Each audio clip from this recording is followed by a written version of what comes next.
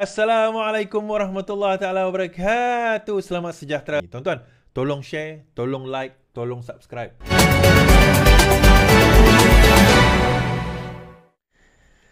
Kita baca. Berhenti menipu soal peruntukan MP, Azhar bagi tahu Tuan Ibrahim.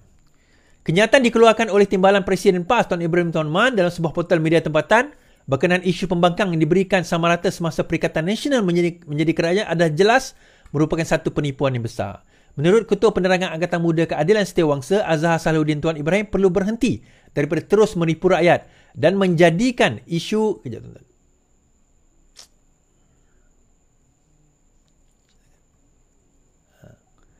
Dan menjadikan isu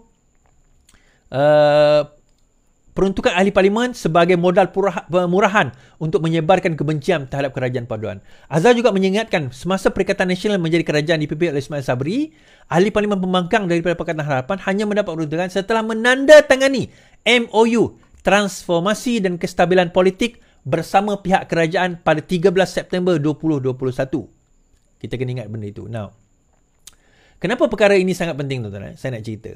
Kenapa kita kata itu adalah satu penipuan? Alright, kita tahu sebenarnya pada zaman Perikatan Nasional memerintah sendiri, dia orang tak bagi pun peruntukan kepada pembangkang. Tuan Ibrahim Tuan Man, dia menipu dalam kenyataan ini. Dia kata kami bagi. Tapi masa Ismail Sabri itu kami bagi. Pada masa itu, pembangkang dan juga kerajaan menandatangani satu MOU. Hanya setelah menandatangani MOU tersebut, barulah pada waktu itu peruntukan dapat diberikan kepada pembangkang. Itu pun September 2021. Maksudnya setahun 2022, ujung 2022, setahun lepas itu pilihan raya berlaku. Now, sebelum itu bagaimana? Sebelum itu tak ada. Kita kena faham, sebelum itu tidak ada peruntukan pun untuk pembangkang. Malah, kenapa saya tahulah. Dan kita kawan-kawan kita adalah pegawai-pegawai kerajaan, kita tahulah. Ataupun bukan pegawai, ahli parlimen tu pegawai adalah kawan-kawan kita. Kita tahu berapa peruntukan dia dapat dan sebagainya. So kita tahu kejadian tersebut. Apa benda yang diberikan oleh kerajaan pada waktu itu dengan pembangkang. Jadi sekarang dia bising. Now, dia bercerita soal peruntukan. Soalan peruntukan dia simple. Kalau nak peruntukan, Datuk Seri Anwar Ibrahim kata datang jumpa dia. Ada orang kata macam nak jadi peminta sedekah dan sebagainya. Masa kamu jadi kerajaan, kamu tak bagi langsung. Sekurang-kurangnya Anwar Ibrahim tawarkan. Tak kisahlah nak minta sedekah kita minta sedekah. Kalau kamu nak, kamu bagi. Tak nak, sudah. Simple. Tak, sekarang ini, orang nak bagi, kamu tak nak. Yang kamu bising tu kenapa?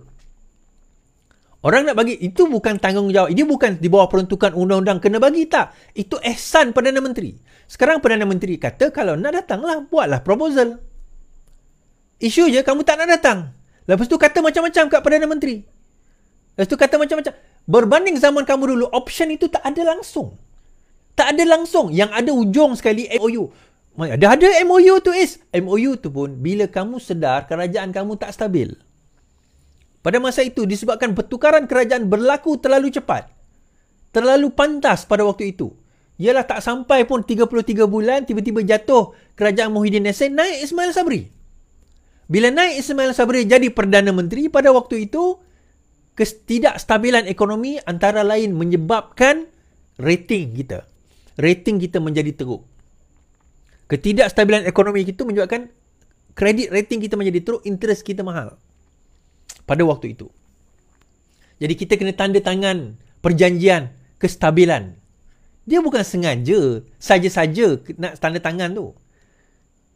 Utamanya adalah untuk memastikan kestabilan negara. Itu yang paling utama. So, kadang-kadang kita tertarik ya dengan persoalan ini, tuan-tuan. Ahli parlimen PAS menipu, memfitnah dan sebagainya. Dia jadi satu benda yang jadi timbul persoalan tau. Dia orang ni mampu ke tidak nak mentadbir negara?